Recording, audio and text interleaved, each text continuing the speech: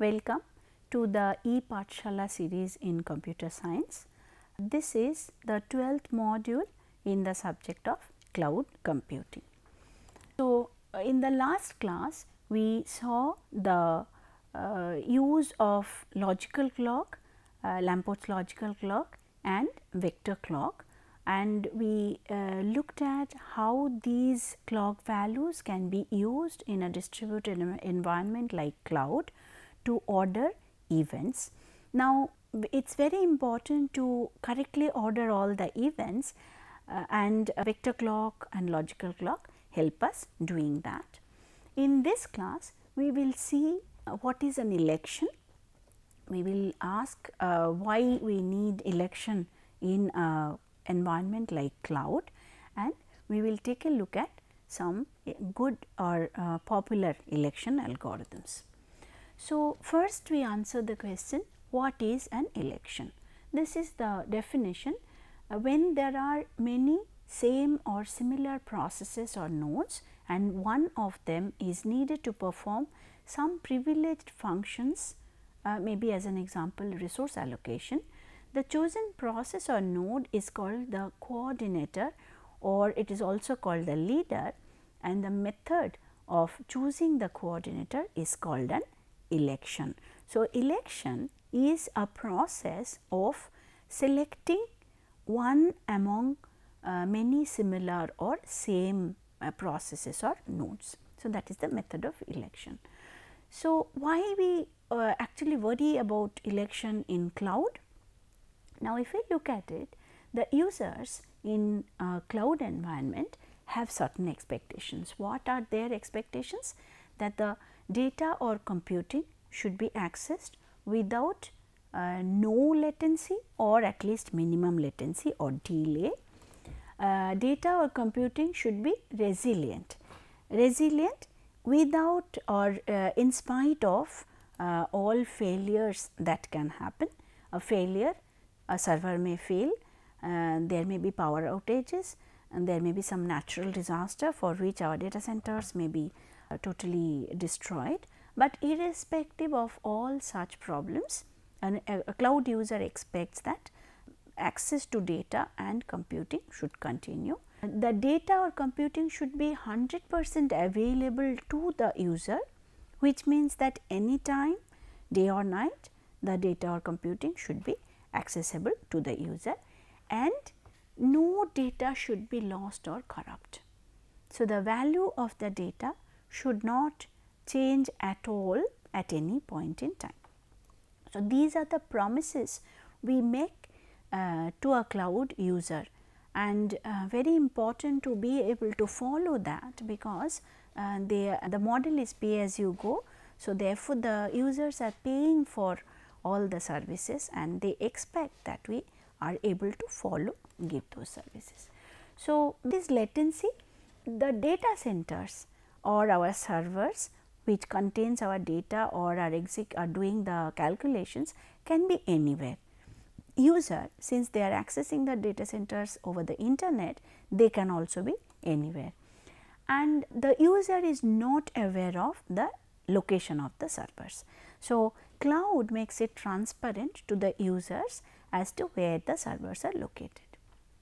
So, all access happens through the networking or the internet, and network is slow and unreliable.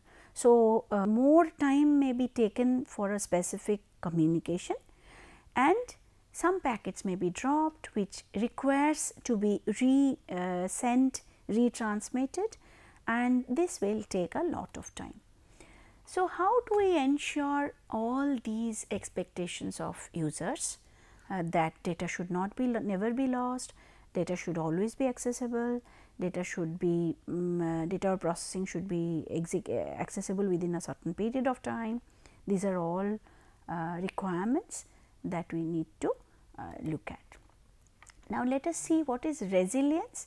Resilience is the ability of a cloud based server to withstand certain failures and still continue giving the expected service to the user. And what is availability? Availability is the ability to be up and running in spite of machine failure, network failure, power outages, natural disasters. So, whatever happens, our users will expect that our servers will be available for a reasonably long time, even if I do not say 100%, but at least 99% will be the expectation. So, how the cloud user will behave in case they are not getting access to their data or their computation, it is not an acceptable solution. So, availability or also called reliability refers to making of data, components or any part of the cloud available to the user. In other words, reliability is the outcome and resilience is the way to achieve the outcome. So, how do we achieve all these in cloud? We use the mechanism of replication to achieve all these. So, what is replication? We talked a little bit about replication in our earlier class. The mechanism of making copies of our data is called replication. Similarly, mechanism of copying our processing is also replication, and these copies are called replicas. So, what is the problem of doing replication or what are the problems that can be addressed by replication? Replication makes our data fault tolerant, it keeps the load balanced, it ensures availability and it ensures that data is never lost. So, how do we ensure all these through replication? Basically, we make duplicate copies of our data and processing and store them in different servers. So, therefore, the values or the data are available in different servers. So, what happens if one server fails? We immediately switch to another server. If a part of the network is inaccessible, we look for a server where the network is accessible. If some natural disaster causes a data center to get destroyed, we fall back on other data centers where the same data and computation are replicated. So, replication is a great way to ensure that all the problems or the demands of the users in cloud are maintained. So, these are all our replication requirements. Now, nothing comes for free. So, therefore, replication also comes at a cost. What is the cost of replication? To ensure that all these copies are consistent. What is consistency? If I make some changes in one of the copies, the other copy also should be getting the same updates. We saw in our earlier example how a database in Delhi and a database in South Africa were not appropriate replication because some update came earlier to the Delhi database, whereas other update came earlier to the South African database. So, we are very worried about the consistency of replication. All the clients should see a single consistent copy of data. However many copies we make, if there are multiple users or if the user is accessing multiple locations data, they should all be looking at the same values all the time. The ACID properties of all the transactions should be guaranteed, which means that we have atomicity, consistency, isolation and durability. Any transaction that happens across various servers must have or must possess all these properties to ensure that the transactions are gone properly. So, therefore, the challenge here is that if during a transaction one of the servers break down, we can immediately switch to the other server if and only if we know that all the updates that were happening during a transaction in this server are also reflected in the other server. This is a very serious challenge and a very difficult task to ensure, but that is what replication requires. One specific way of doing this is, do not allow all the copies to do reads and writes. Use a primary copy, keep the replications, ensure that all the updates from the primary copy are sent either continuously or at very short intervals to all the other replications, and ensure that all of them are updated. Even when it is not a primary copy, many times there are, among all these replicated servers, there are certain actions that can be taken only by one specific server. So, when I have many copies of the same process, I need to select one of them to do certain work or to act as a primary. Let us look at some examples. In a cloud based supermarket chain, where the data is made available to all the stores, some information such as additional stock must be only by the accessed by the company head. So, therefore, one of the servers must be having this capability. In another example, we see a cloud based bank. The account information should be stored only in correct in all the servers, and the updates should happen in only one server.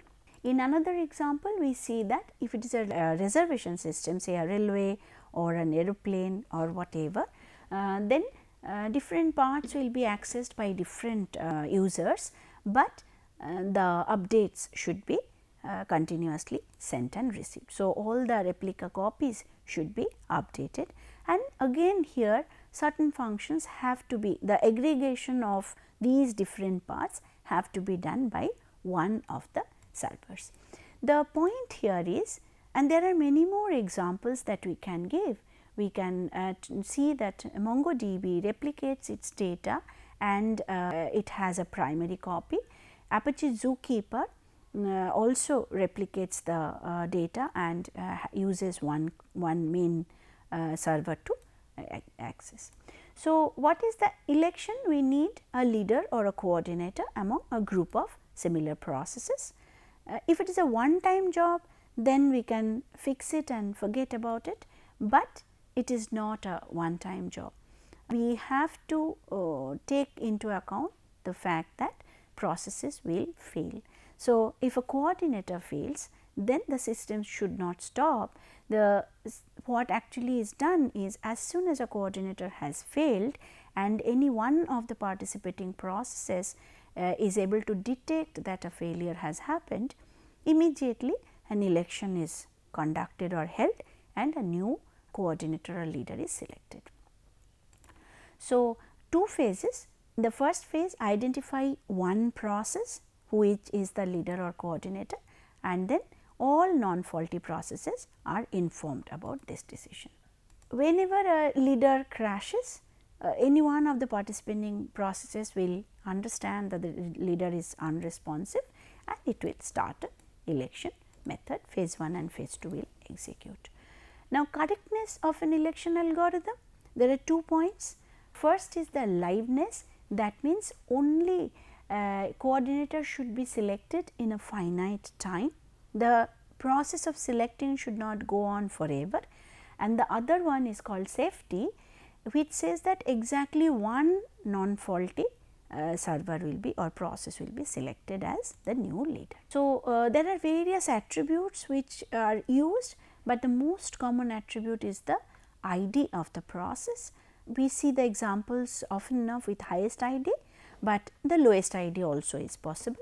Similarly, IP address, CPU, number of files, disk space, any of these can be the election attribute. So, we will look at 2 election algorithms. The first one we will look at in this module, which is called the Bully algorithm. So, here is the system model for our Bully algorithm. There are n processes. Each of these process has a unique process ID and the system is a synchronous environment. Each process is aware of the process ID of all the other processes in the environment. It is always possible for a process to find out that a process has failed, and this can be done in finite time. We use a reliable multicast communication, which means that message failure is not considered in our election algorithm, and if a non-faulty process receives a message, it necessarily needs to send a reply if a reply is required to be sent. And any process that finds out that a leader has failed starts an election process. So, this is the algorithm. The first step says that PI is the initiator, which means that PI is a process which has discovered that there is a failure of the current leader, and it sends an election PI message to the higher numbered process. Here we are looking at the process ID, and as we said that our assumption is all process knows ID of all other processes. So, it sends an election message with its own ID to only the higher order processes. It sets a time out, that means it sets a clock for T1, and at the end of T1 time an interrupt will be generated. If that happens, that after T1 no response, no reply has come, then it sends a coordinator message to everybody. If it receives even one OK message from one of the election process receivers, then it starts another time interval, timeout interval T2. And even here if a timeout occurs, then what it does is it sends a coordinator, it sends a new election message to all others. That means it starts a new election. Now, when a process receives this election PI message, what it does from a lower priority process it receives, it sends an OK message. So, therefore, as soon as I receive an election message, I send an OK message. Essentially, it tells the other process I am taking over, you back off. And then it starts an election, which means that it knows the higher order processes in the environment. It will send an election its own process ID and send it to all the higher order processes, and goes back to step 1 and it follows the step 1. So, this is one point that we should look at, that if it has already for some reason started an election process earlier, then it should simply drop the current message. So, here is an example of bully. We have 5 processes, and P95 being the largest process in the environment, largest ID in the environment is the leader. The leader fails, and P20 is the process which detects that leader has failed. So, what it will do? By step 1, it will start a timeout T1 and it will send an election message to the only the higher order processes P30 and P50. It does not send a message to P1, which is lesser number than 20. Both these processes sends an OK message, and P20 starts its next timeout T2. In turn, P30 starts an election message. Higher order processes P95 and P50 have been sent election message, and its timer starts T1, and P50 sends its higher order process P95 an election message, and it starts its timeout T1. Now, remember P20 has the T2 going, that if coordinator message is not received, I have to start another election. P50 sends OK to P30. So, P30 starts its T2 second timeout, but P50 did not receive a OK from anybody because P95 has failed. So, therefore, it continues with timeout T1. Now, at some point in time, since never a OK message will be received by P50, its timeout will expire. So, what will happen when its timeout expires? P50's timeout has expired now, and P50 then realizes that P95 has crashed, and so it sends a coordinator message to all the other processes. And now both this P30 and P20 stops their timeout T2 and accepts P50 to be the coordinator. P50 becomes the coordinator or leader of this environment. So, we look at the correctness criteria. What is our first correctness criteria? Which is liveness, which says that it must elect a coordinator in finite time. So, we assume reliable multicast. So, messages will definitely be received, and we also say that a process has to reply if it is supposed to reply. So, in finite time we can assume that, or we can assure that bully will complete selecting a or electing a coordinator. So, therefore, liveness is guaranteed. What is the safety criteria? Exactly one non-faulty process will be elected as the leader. So, how do we ensure? What happens if two processes, if two coordinators, is there a possibility that two coordinators will be elected? If two processes start the election process, then maybe two coordinators may get elected. So, let us look at an example where we see that both P20 and P30 start the election process and sends the election message to their higher order processes. They will receive the OK messages from the higher order processes. P50 will respond to both 20 and 30, P30 will respond to P20, and P50 will send a message to the lead to the P95, but because bully always upholds the highest ordered process and the process IDs are unique and there can be only one highest order process, therefore, always that particular process will get elected irrespective of however many processes start the election process together. So, therefore, bully upholds the safety criteria also. Now, if we look at the analysis, how do we analyze an algorithm? We analyze an election algorithm and many of our distributed algorithms by counting the number of messages it has to send and receive. It is a very important criteria because we are trying to keep our network uncongested, which means the lesser the number of messages we send and receive due to complete an algorithm, the better the algorithm is. So, therefore, what is the best case? The best case is the least number of messages that are exchanged, and what is the worst case? Worst case obviously will be the largest number of messages. So, in bully, when will the best case occur? When the next largest process finds out. If the next largest process in our earlier example, if P50 finds out that the coordinator has crashed, then the election message is not required because only one higher order process and that has crashed. So, it knows that I am the highest process. So, no election message and no OK message is required, it simply sends the coordinator message. So, this is the best case in case of bully. So, what is the worst case analysis of bully? When do we get the maximum number? Of course, when the smallest process finds out. What will happen? This smallest process has to send 5 or will trigger 5 messages. What are the 5 messages? The smallest ID process will send an election comma P smallest ID to all the higher order processes. Then all the higher order processes will reply with an OK message to this smallest ID process. Then each one of them will start the independent election.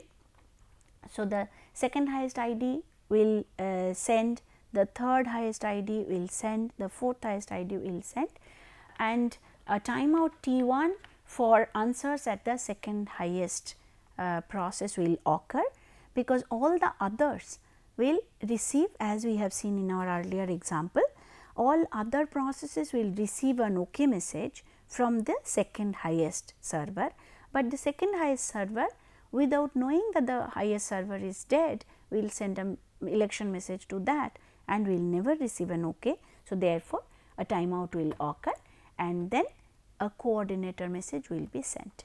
So, therefore, these 5 messages will be transmitted for election.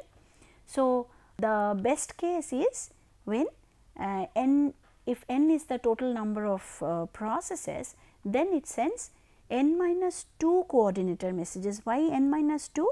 Because out of n, one the largest process, which is the coordinator, has already failed and it does not send itself a coordinator. So, n minus 2 messages or coordinator messages will be sent. So, worst case, all these 5 messages will be transmitted. So, there are n minus 1 processes altogether and the number of messages, election messages will be sent n minus 1 plus n minus 2 plus n minus 3 up to 1. So, therefore, we get this is an AP series where we say n minus 1, n minus 2, n minus 3 up to 1 and this comes to n minus 1 into n by 2, which is an order of n squared. So, the best case is 1 and worst case is n squared in terms of the number of messages sent and received by the system in Bully algorithm. So, we come to the end of this session. We have seen what is the election, what does an election mean, and then we looked at a few examples where we saw that in an environment like cloud, we very much need something called replication to ensure that all promises to our users are delivered correctly.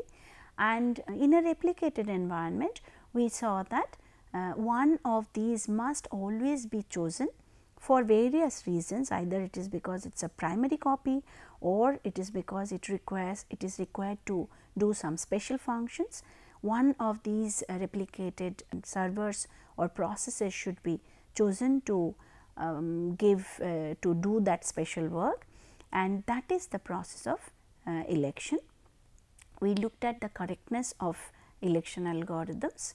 We said that the liveness and safety are 2 criteria using which we ensure that the algorithm is correct. We looked at the Bully algorithm, where we saw that the highest numbered process will always win, and the name has been derived because it looks as if it bullies its way through all the other processes, although the election is started by other processes, but the largest ID process always wins the election process.